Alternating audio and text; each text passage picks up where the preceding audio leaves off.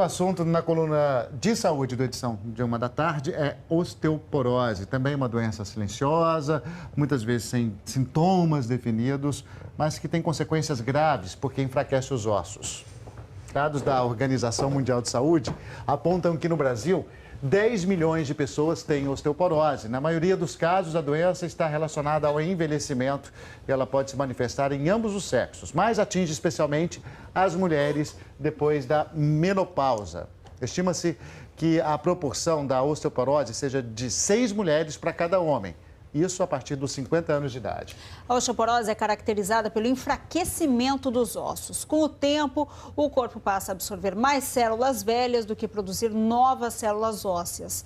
O resultado é que os ossos perdem resistência. Assim, pequenos impactos, uma crise de tosse ou até mesmo um espirro podem causar, vejam só, fraturas espontâneas.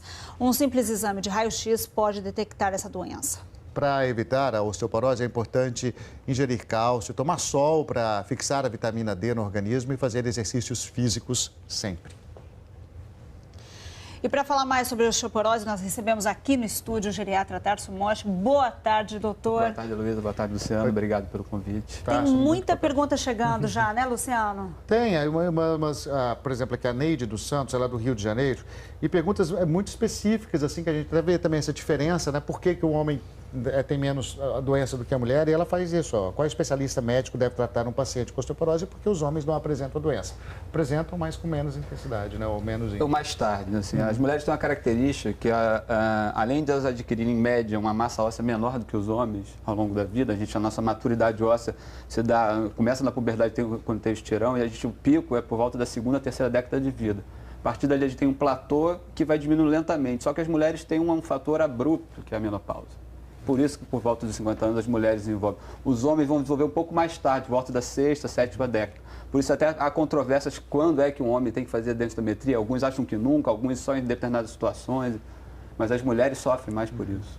Agora, existem aqueles suplementos de cálcio, tem até iogurtes com cálcio, várias coisas que são reforçadas. Isso funciona para a mulher? O próprio leite, né? Funciona. Quem tem uma massa óssea normal, mesmo na menopausa, deve continuar ingerindo uma quantidade suficiente de cálcio por dia na dieta. Não necessariamente precisa suplementar. Se você tem uma dieta rica em cálcio, você nem sempre precisa tomar cálcio. Se você tem já uma perda de massa óssea, se você continua comendo uma quantidade adequada de cálcio, talvez o cálcio você não precisa suplementar. Mas o que é muito importante hoje em dia, a gente vê a vitamina D, que a imensa maioria, mesmo morando num país quente, com uma exposição solar grande, a gente tem uma baixa vitamina D muito intensa na nossa população, em termos percentuais. Para lembrar que a vitamina D ajuda a fixar o cálcio do osso. Força muscular também. Então, uma pergunta aqui de Goiânia, Maria Sônia. Qual a alimentação adequada para prevenir a osteoporose? As ricas em cálcio, mas traduzindo no dia a dia... Leite derivados, né? Acho que é basicamente isso. Quem tem restrições, por exemplo, por alguma intolerância, alguma questão, acaba tendo que suplementar. Tem mais perguntas chegando aqui dos nossos assinantes. O Pitmenberg de Ribeirão Preto, São Paulo. A ausência de vitamina D, comum hoje em dia, pode causar osteoporose? Nosso assunto, uma causa né? de... Tanto pode provocar como acentuar a perda, se você tem outros motivos. Ou seja, então é importante checar o status da sua vitamina D.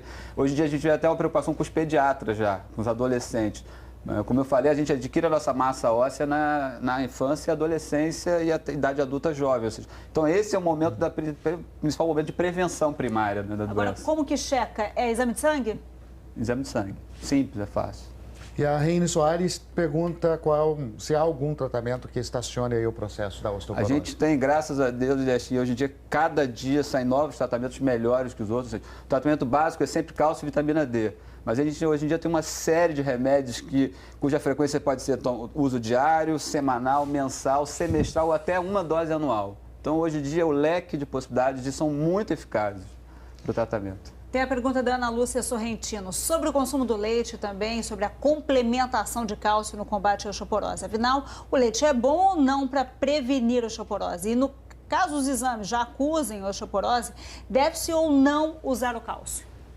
Então, assim, é importante definir que a osteoporose é um nível de perda de massa óssea razoavelmente grande e que eleva muito o risco de fraturas. Então, a partir desse momento, quando você determina que o sujeito tem osteoporose, além de cálcio e vitamina D, você tem que entrar com medicação na maioria das vezes. Quando o indivíduo está em situações intermediárias de perda de massa óssea, existe uma tentativa de estimar qual é o risco de fratura daquele indivíduo e aí você vai decidir se você vai ficar só com cálcio e vitamina D ou se você vai partir para outros tratamentos, mesmo nas fases mais iniciais da perda de massa óssea. De Curitiba, aí de pergunta, tem osteoporose, tomo alendronato de sódio, o medicamento está me fazendo mal, existe outro remédio que tem a mesma função para eu substituir? Primeiro, esses remédios têm uma forma de tomar adequada, que tem que ser em jejum, uma vez por semana, com um copo d'água, você não pode deitar, né, nem comer nada por 1 hora depois de tomar esse remédio. Então, se ela não se der bem com esse medicamento, ela pode tentar trocar por outro de uma frequência um pouco maior, mensal ou semestral, por exemplo. Tem remédios que são injetáveis, por exemplo, tem um que é de uso subcutâneo a cada 6 meses, ou outro que é anual, só que o uso é intravenoso. Então, existem várias possibilidades, ela tem que conversar com o médico dela. Às vezes está tomando errado o remédio. Faz toda a diferença, né? Tem mais pergunta. Maria de Lourdes Ruas, de Montes Claros. É verdade que o uso de cálcio por longo tempo provoca AVC e outras doenças? Eu também já ouvi isso, viu? Existe uma tentativa de relacionar a ingestão de cálcio com o envelhecimento das artérias, o risco cardiovascular. Há muita controvérsia nisso. Eu acho que o que a gente preconiza é que a pessoa ingira a quantidade mínima necessária, que é de 1 grama, 1,5 gramas por dia de cálcio. Isso pode fazer parte da sua dieta ou através de comprimidos. Então, se a sua dieta é rica em cálcio, você não precisa suplementar. Então, eu acho que isso é uma lenda que atrapalha. Eu tenho mais medo de sofrer uma fratura, por exemplo, de quadril aos 80 anos de idade, de ser hospitalizado, operar e talvez ficar incapaz por um período prolongado, ou talvez para sempre, ou talvez até morrer de uma fratura, do que ou ingerir cálcio. Então, eu acho que isso aí tem um pouco de exagero nessa preocupação. A Maria do Socorro, lá de São Paulo, ela disse que descobriu que tem osteoporose há 1 ano e ela está com medo porque já ouviu falar que a doença pode levar ao câncer. Não tem relação nenhuma uma coisa com a outra. Pode ficar tranquila, então. Não tem. Tem outras perguntas chegando aqui para a gente. A Gilda Maria Goulart, de São Paulo.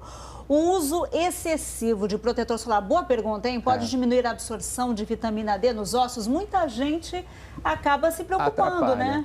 Porque é uma coisa interessante, apesar de a gente achar que a gente mora num país tropical, a gente pega sol, mas se você medir o tempo que você passa com sua pele exposta por dia, o sol é muito baixo. Talvez menos que um sueco, que tem mais tempo, mais tranquilidade para curtir a vida. Então, a gente se protege demais, a gente fica muito tempo em ambientes fechados. Isso, você tem que ter uma exposição solar mínima e uma área de superfície grande de pele para ocorrer a transformação da vitamina D. E aí teria que ter um horário adequado. Os horários mais adequados, obviamente, nosso verão aqui a 50 graus, poucos minutos, mas a gente tem que se expor rotineiramente, senão não forma. Quanto por dia? São poucos minutos, 10, 15 minutos é pouco, mas com frequência, talvez de manhã e à tarde, ou seja, a gente tem que procurar se expor um pouco mais, com segurança, porque senão os dermatologistas vão pegar no nosso pé, né?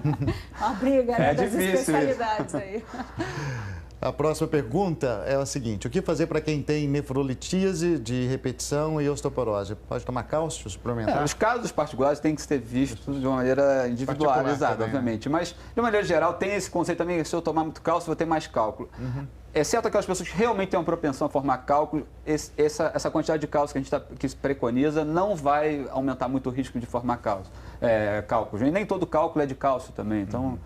Acho que isso tem como tratar, e pode se tratar a doença, dependendo. Estou impressionada com o número de perguntas. Edilar Santos, a reposição de vitamina D e cálcio são suficientes na prevenção contra a osteoporose ou é necessário tomar um fixador? Não tem essa recomendação ainda.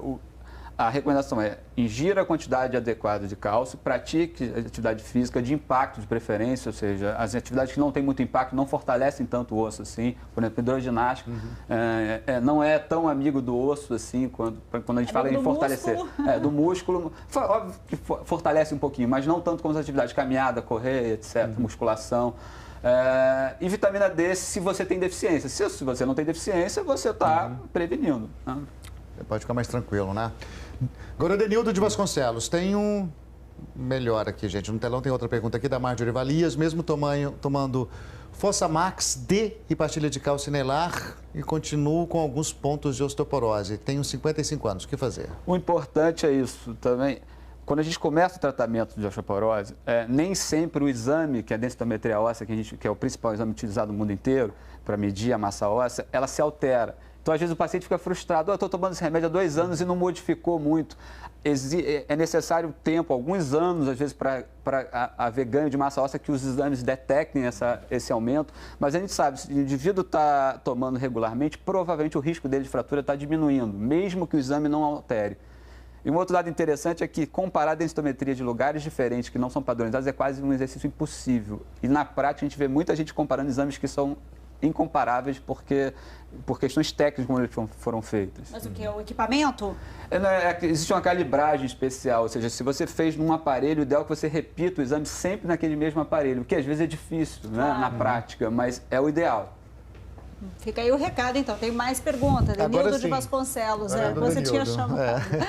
Tem um esporão embaixo do pé. Pode evoluir para uma osteoporose? Osteoporose é uma perda de massa óssea.